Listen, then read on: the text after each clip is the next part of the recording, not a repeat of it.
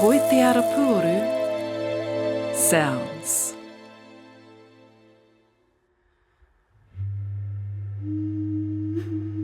E ngā reo, e ngā mana, raurangatira mā, tēnā koutou katoa. Welcome to Puoro Ki Te Ao, presented by Toi Te Ara Puoru, SOUNZ Centre for New Zealand Music, ko Tony Huata ahau. It has been a great pleasure to speak with some of our leading experts in Taonga Puoro. Today we are listening to Komako Silver, whakarongo mai rā. Tēnā koe, tēnā koutou katoa, tēnei te mihi aroha, tēnei te mihi mahana mō tō tātou karanga ki a au ki te tautoko tēnei kaupapa, Puoro Ki Te Ao, tēnō miharo ki a au, ko wai au, he uri tēnei no ki te tau tōku maraikora, he uri tēnei no Ngāti Pakihi, no Ngāpuhi, ki te tau tōku whatukura, he uri tēnei no Ireland, England, Australia, e rangi e tipu aku au I wainga nui o ngā iwi o Waikato ki te taha o ngā maunga Pirongia, Kakepuku, maunga Tautari, Karioi, ki te taha o te awa Waikato, and he noho tonu au ki te ra whenua, and tino waimari au ki te tautoko o tēnei kaupapa me tōku whānau puoro. Ko Komako Aroha Silver tōku ingoa.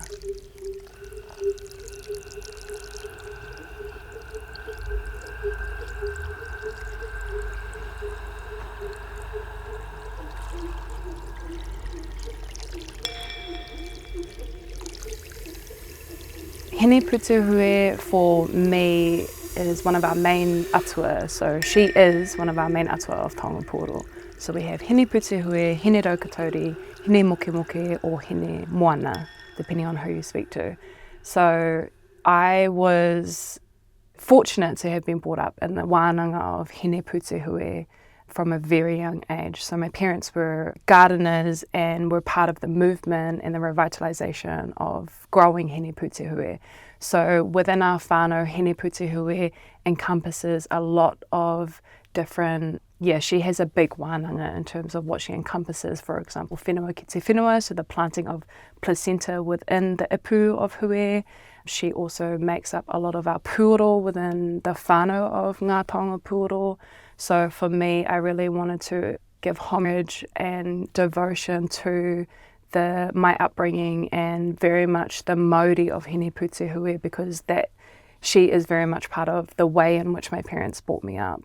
A lot of the Māori in which she holds within not only puoro, but in terms of the context of our wider Indigenous practices, I feel probably the strongest connection to her in terms of atuatanga. So that was, she's really the maraikura that I really wanted to honour and give space for her to be seen and heard within this kaupapa.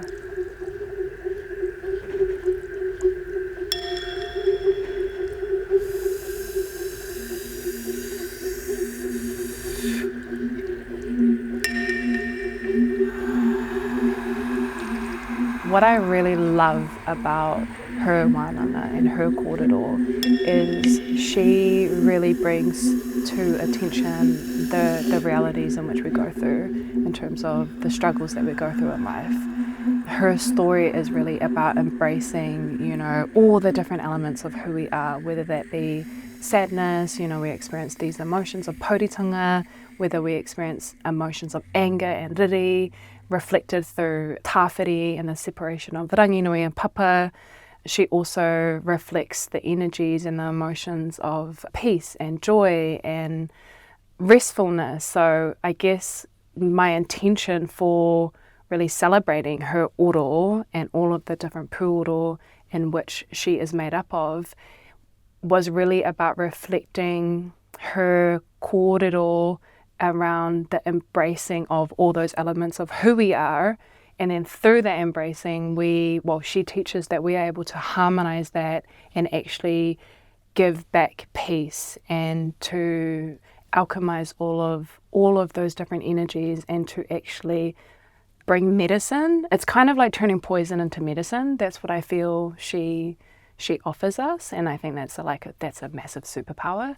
So having been a rangatahi and having created this work for rangatahi, I thought about that stage in my life, and I thought about how that was probably the most chaotic part of my journey so far.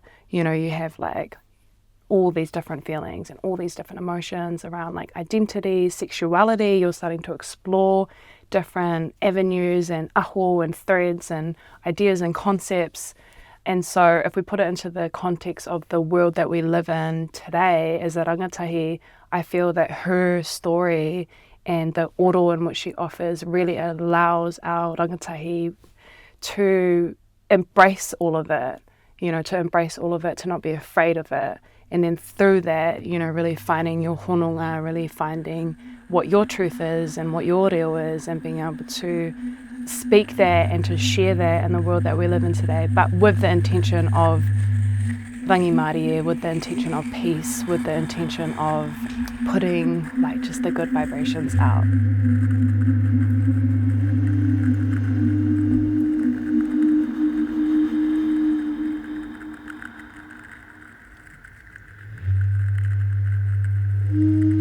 Growing up, my parents were part of the practice of growing hue, because at that time hue was almost a practice in terms of our mara practices, was almost like a dying art form. And so they were part of really reclaiming the growing of Hine Puu-te-hue, which is a really amazing and quite a special haerenga, and anyone who has grown hue will understand what I'm sharing around that. It also, the practice of it is also our hononga to our Pacific brothers and sisters. So there's also that. So within the growing of hue, there's so many different stages in which through that wānanga of growing you learn the different elements of who she is, and that's really the wānanga that she shares even before you like harvest the hue themselves and dry them out and go through that process. So through that process, once you do harvest your different hue and you grow them out, and within my whānau, my mother would cut the hue and make hue upu, and then they would be used for practices like whenua ki te whenua, or you can also store rongoa within the hue. They're also used for like they were water vessels. And then with my father, he was really fascinated with Indian classical music, so he started to make and explore making sitars out of hue, because sitar is actually made out of hue. So there's also a hononga there to the Middle East, Africa, of course. So there's heaps of hononga to hue and like where and the kākano in which they travelled across the world. So that was, I guess, some of the kōrero and wānanga that I was brought up with within the realms of Hine Puu-te-hue.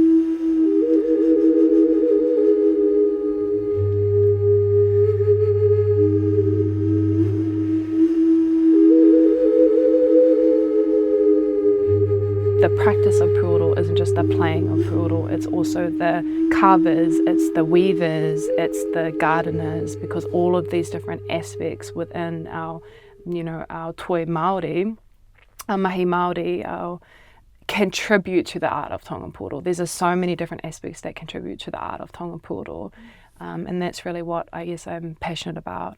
Is a continuation of that mahi that my parents already started, and then I'm really keen to just expand on it more.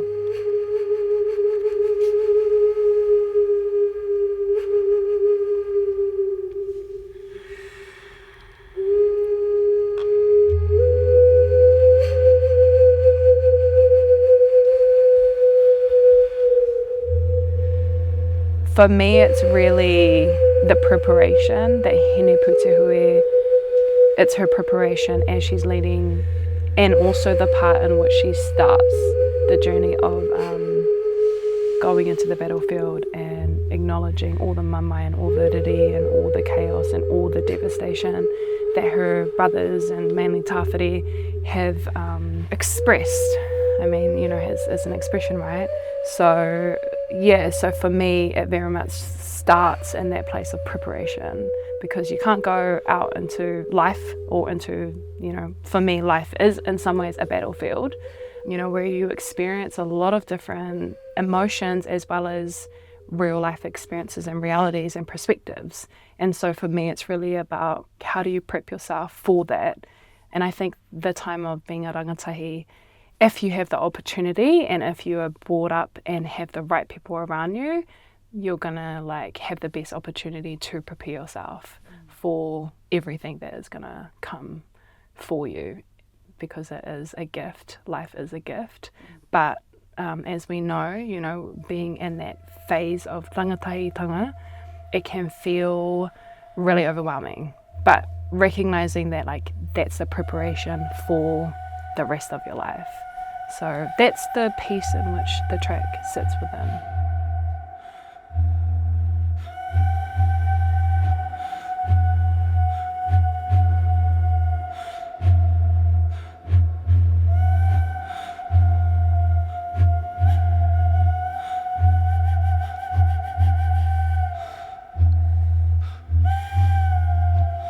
I guess my hope, and because I'm like biased to like Hine Puu-te-hue and everything that she offers, is my hope first and foremost that our rangatahi have a space in which they can rest, in which they can noho puku in whatever way that means for them. You know, I think there's lots of different ways that our people reflect practices around noho puku. So that's my first intention, is for them to have space. Because the wānanga essentially of Hine Puu-te-hue is really about spaciousness. It's really about giving yourself that time to just be as you are in whatever state you are in, and for that to be okay. So that's my first intention. In terms of the piece itself and what I hope it allows for our rangatahi is through that spaciousness for them to have an opportunity to really connect with their emotions, to connect with their tuakiri and their mauri, and to feel like, how am I feeling today? How am I feeling in this moment? And through that, I hope that the piece gives them that opportunity in which anything that they might be going through in life, whether it's relationship, with whānau, school, anything that they might be feeling unsettled by, confused, uncomfortable, angry, sad, that they have this opportunity where they can have that space to acknowledge that first and foremost, but also to find not only calmness and ease and peace within that, but to find clarity. You know, I really feel that that's what Hine Puu-te-hue offers on the other side of her haerenga with her brothers, to find clarity within a world that doesn't offer peace. It offers so much chaos. So to reclaim your tino rangatiratanga, to reclaim that, you know, I believe as Māori at the core of who we are, we're very peaceful people and we're layered with all these challenges in life. And I hope that, you know, for rangatahi, that they're able to take that time to, whether it's just within that moment, to find that peace. And then through that peace, I think you find immense clarity for how do you want to move forward? How do you want to reflect mana? How do you want to reflect within your whānau, within your hapu, within your iwi? Because, you know, you're coming into like adulthood and you're coming into making some decisions for your life, and it's a really pivotal time. So that's what I'm hoping. I'm hoping it offers them space to just connect with themselves and who they truly are.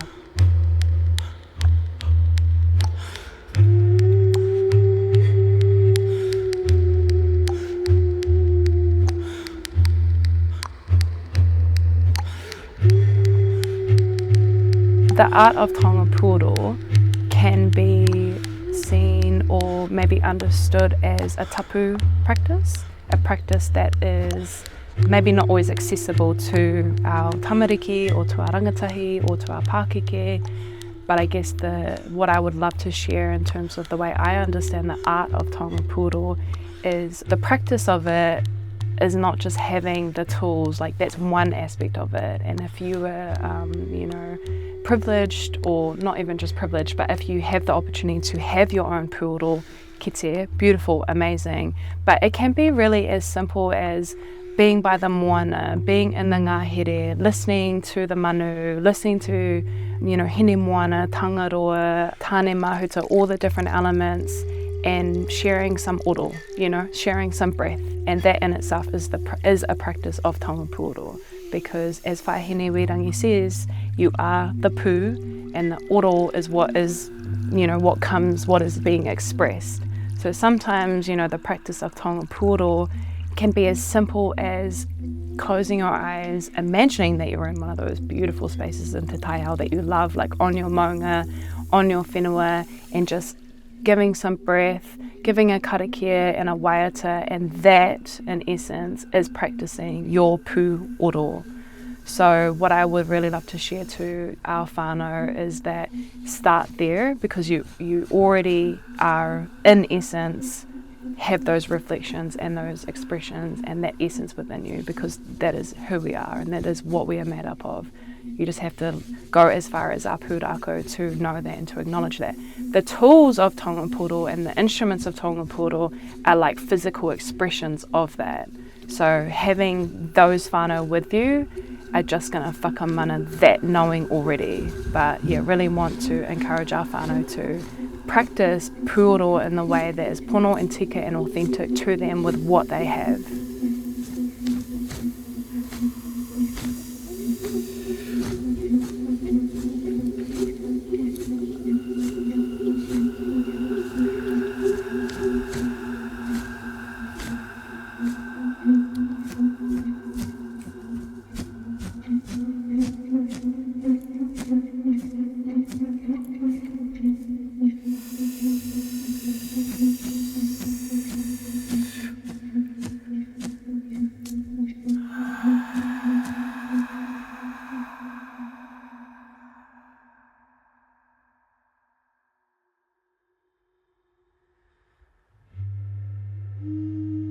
That was Komako Silver. Thank you, Komako, for your wise words and for sharing with us how your life has been enriched by taonga pūoro. Puoro Ki Te Ao, a series produced by Toi Te Ara Puoru, Sounds Centre for New Zealand Music. To find out about today's episode or for more about the music of Aotearoa New Zealand, go to sounds.org.nz. That's sounz.org.nz. Ko Tony Huata Ahau. Thanks for listening.